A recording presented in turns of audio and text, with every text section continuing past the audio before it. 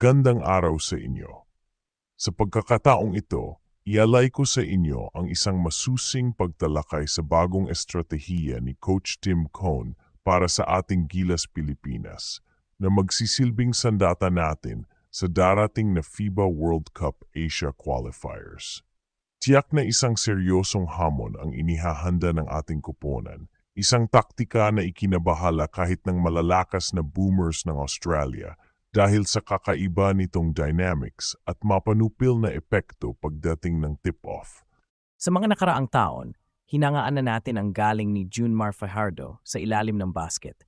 Hindi lang dahil sa laki at lakas niya, kundi dahil sa matalas niyang footwork at husay sa paggalaw sa poste.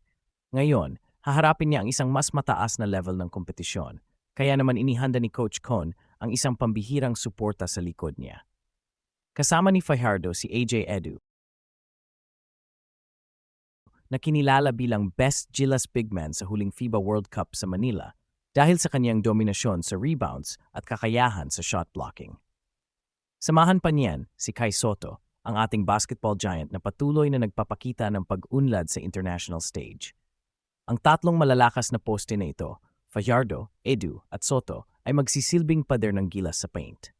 Kapag nagsanib puwersa sila, napakahirap makapasok ng bola ang kalaban o makabuo ng malinis na shot pagdating ng offensive sets. Hindi lang puro poste ang diskarte ni Coach Cone. Malaki rin ang pasanin sa mga wing guards na bigla ang binigyan ng mas malawak na papel. Sina Carl Tamayo at Kevin Kiambao, na nuhi tila tradisyonal na poste lamang, ay ililipat sa wing o guard spots. Dito nilang ipapamalas ang kanilang kakayahan sa pag-dribble sa perimeter, tumpak na jump shot at kapag kinakailangan, pagbabalik sa post para sa post-up plays. Dagdag pa rito ang Swiss Army knife ng koponan na si Justin Brownlee, isang manlalarong kayang mag-adjust sa anumang posisyon. Pwede siyang magdepensa sa wing, mag-post-up sa ilalim, o humawak ng bola na para kang nanonood ng isang point guard. Ang multidimensional nilang laro ay magbibigay ng kawalan sa depensa ng Boomers dahil hindi nila tiyak kung saan susubukan ng ating mga kabataan ang pag-attack. Sa puso ng plano ni Coach Cone ay ang kanyang kilalang triangle offense, isang sistema na hindi nakasa isolation plays kundi sa matulin at maayos na ball movement, off-ball cuts at backdoor plays.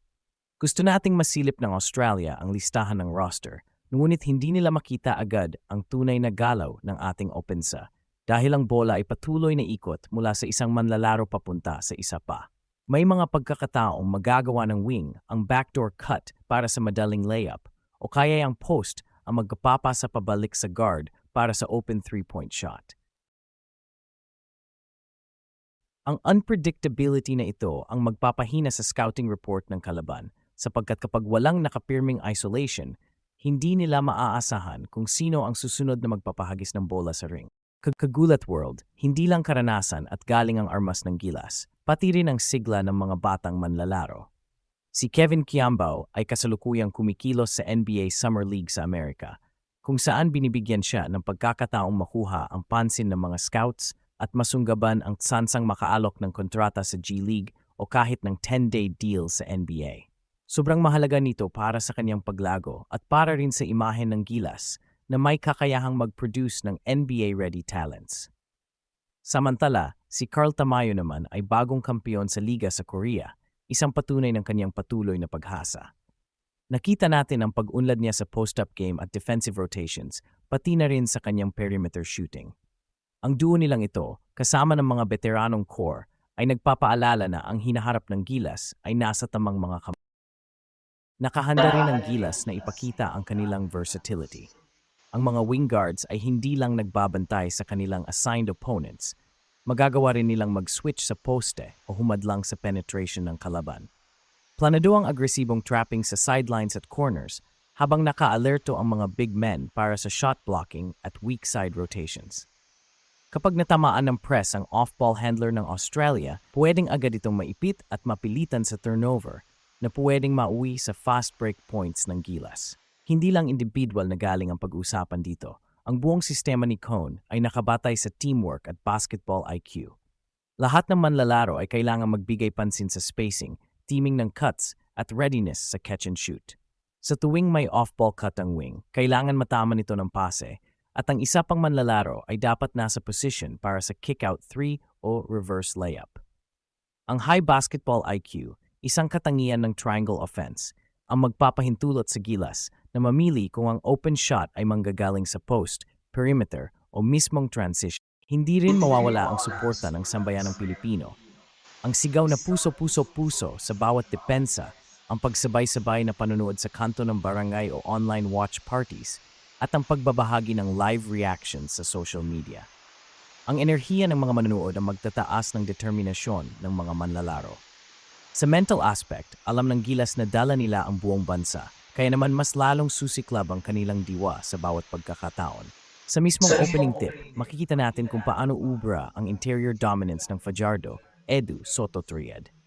Sa unang breakdown ng opensa ng Australia, magpapatong-patong ang atensyon ng depensa sa ball handler nila at doon papasok ang traps. Pag naipit ang bola, pwedeng mag-leak out ang guards natin para sa quick outlet pass at fast break points.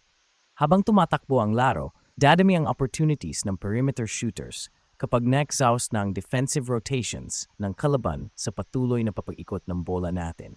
Habang papalapit ang laban, asahan natin ang mga final tune-up sa training camp, ang pagkakasaayos ng spacing, clutch shooting drills, at simulated game scenarios laban sa matataas na kalaban. Magkakaroon ng mga exhibition games para subukan ang lineups, gaya ng pagsasama ni na Brownlee, Tamayo at Kiambao sa isang unit o ang spacing ng big men sa court. Lahat ng ito ay paghahanda para sa hamon ng Australia at iba pang malalakas na koponan sa Asia qualifiers. Hindi nagtatapos sa qualifiers ang layunin ni Coach Cone at ng Gilas. Ang pag-angat ng kabataan ay bahagi ng long-term rebuild, ang matagalang plano para maitayo ang susunod na generasyon ng mga PBA at NBA talents. Ang exposure sa international competition ng mga batang ito ay magsisilbing tulay para sa kanilang pangarap at para rin sa pagpapatibay ng pangangalaga sa pambansang koponan. Sa darating na mga taon, makikita natin kung paano tatanggapin ng mas batang henerasyon ang sistema at values na itinuturo ni Cone. Kagulat World, ang ipinakita kong plano ni Coach Tim Cone ay hindi lamang basta taktika sa laro. Ito ay representasyon ng ating pambansang pagkakaisa. Mula sa interior dominance ni na Fajardo, Edu at Soto hanggang sa multidimensional na laro ni na Tamayo, Kiambao at Brownlee, mula sa fluid na triangle offense hanggang sa agresibong depensa at switchability, mula sa veteran experience hanggang sa kabataang sigla. Habang tinatahak natin ang landas patungo sa FIBA World Cup, dalhin natin sa puso ang pagmamahal sa koponan at ang paniniwala na sa bawat pagpasa ng bola at bawat yapak sa court, hawak natin ang dangal ng buong banda.